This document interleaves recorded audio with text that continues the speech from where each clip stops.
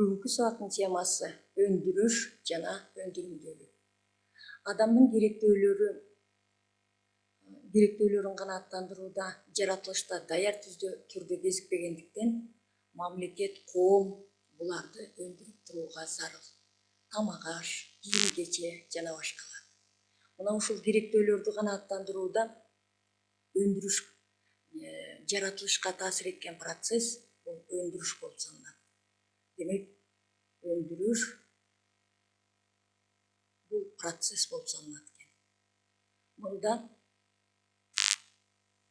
өндүрүш процессине эң негизги жаратылыш,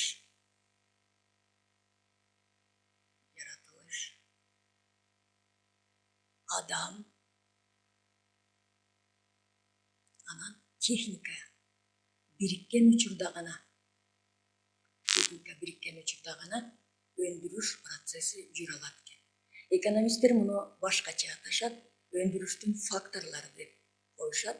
Өндүрүштүн факторлоруна жер, эмгек, белгилеп койсок, жер, эмгек, капитал болуп саналат.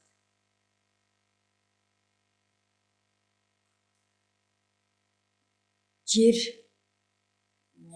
жеке гана айыл чарбасында эмес, бул жердин үстүнө имараттар, завод, фабрикалар, ошондой эле жердин кыртышында кен байлыктар, жер ресурстарына бай өлкөлөр, мисалы Россия, Кытай окшогон өлкөлөр, Америка Кошмо Штаты, мисалы кен байлыктарга бай үчүн араб өлкөлөрү дагы нефть, газ менен өнүккөн өлкөлөргө айланып атканы бизге белгилүү. Кийинки фактор эмгек, бул адам ресурсу. Адам ресурсу болгондо, демек адам эң негизги факторлордун бири. Адам Япония жер ресурстары жокко эселе болгон кичинекей 4 аралдан турган менен эмгек ресурсу, адам ресурсунун билимдүүлүгү, эмгекке болгон мамилеси менен дүйнөдөгү өнүккөн өлкөлөргө айланууда. Демек, бул фактор дагы жөнөкөй жумушчудан баштап ишкананын жетекчилерине чейин чоң негизги ролду ойнойт экен. Кийинки фактор капитал. Капитал ресурсу бул негизги жанагы завод, фабриканын өзү, анын ичиндеги өнөр жайга керек болгон өндүрүш каражаттары, станок жана башканын баардыгы капитал ресурсу болуп саналат экен. Мына Кыргызстанда капитал ресурсу, айрыкча капитал ресурсун биз заттык капитал, анан финансылык капитал деп беребиз. Ушул финансылык капиталынын чектүү болгондугунан, жетишсиздигинен аргасыз чет өлкөлүк инвесторлорду тартууга муктаж болуп жатабыз. Мына бул ушул 3 фактор бириккенде гана адамдын керектөөсүн канааттандыра турган өндүрүштүн натыйжасы продуктуну ала алат экенбиз. Продукт бул өндүрүштүн натыйжасы. Өндүрүштүн натыйжасында продукт келип чыгат экен. Демек, эми ушул продуктунун саны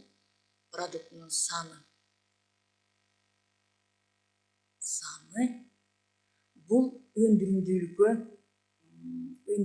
көргөзөт экен. Башкача айтканда өндүрүмдүүлүк болуп саналат экен. Продуктунун саны өндүрүмдүүлүктүн көрсөткүчү болуп саналат, же болбосо ченеми. Ошонун негизинде өндүрүмдүүлүк 2ге бөлүнөт. Демек, сан көз каранды биринчиден адам ресурсуна, адамга. Ошон үчүн эмгектин өндүрүмдүүлүгү деп аталат. Эмгектин өндүрүмдүүлүгү.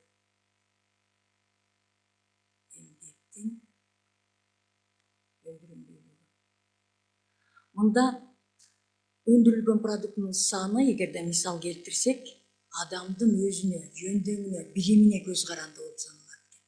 Мисалы, тикмечи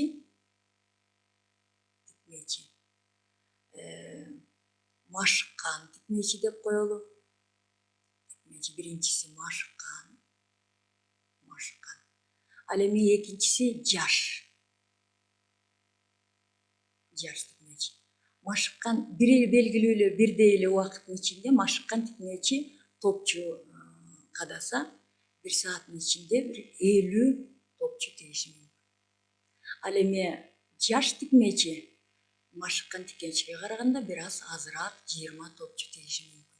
Демек эмгектин өндүрүмдүүлүгү адамдын талантына, жөндөмүнө көз каранды экен.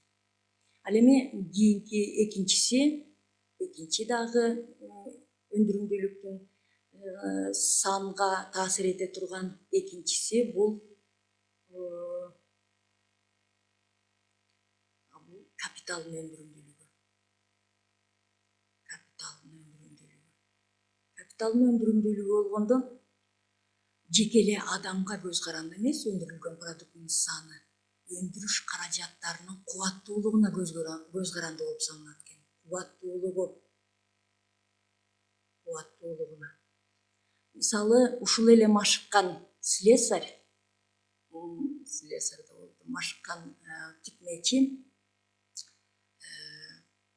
кубаттуу станокко отурса, же болбосо тиккен электр машинкасына отурса, 50 эмес 200 топчу тийиши мүмкүн, кадашы мүмкүн. Мына ушул канчалык өндүрүш каражаттары кубаттуу болсо, ошончолук. Мисалы, айыл чарбасында деле трактор же болбосо комбайн болобу, эски тракторлор 1 сааттын ичинде 1 гектарда араң айдап жетишсе жетишпесе жок. Ал эми кубаттуу жаң чыккан жаң трактор болсо, ал 1 сааттын ичинде бир 5 гектар же болбосо бир 3 гектар жер айдашы мүмкүн.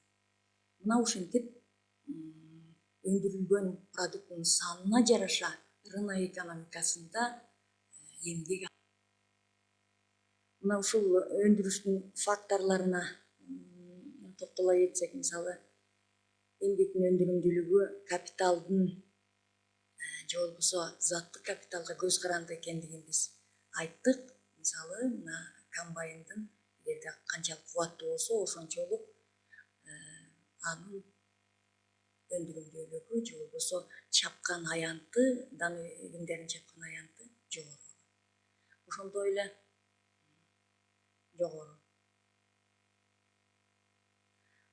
эле бул кийинки адам ресурсу. Адамдын канчалык эмгекке жөндөмдүүлүгү жогору болсо, ошончолук өндүрүмдүүлүк жогору. Мисалы, шахтерлор көмүр казып алганда, кенди иштетүүдө ошончолук жогору ийгиликтерди көрсөтө алат. Ал эми бул финансылык капитал болсо, негизги ролду ойнойт. Же болбосо капиталдын бул финансылык капитал же болбосо капитал салымы, ишканаларды курууда эң негизги финансы капиталы чоң ролду ойнорун билебиз. Канчалык финансы капиталы көбүрөөк болсо, ошончолук кеңири оборот алып, ишкана өнүгүп кетүүгө мүмкүнчүлүк түзүлө алат. Болбогондо кичирээк ачылып калып эле кичи ишканалар мындай өнүгүүгө мүмкүнчүлүк ала албай атышат.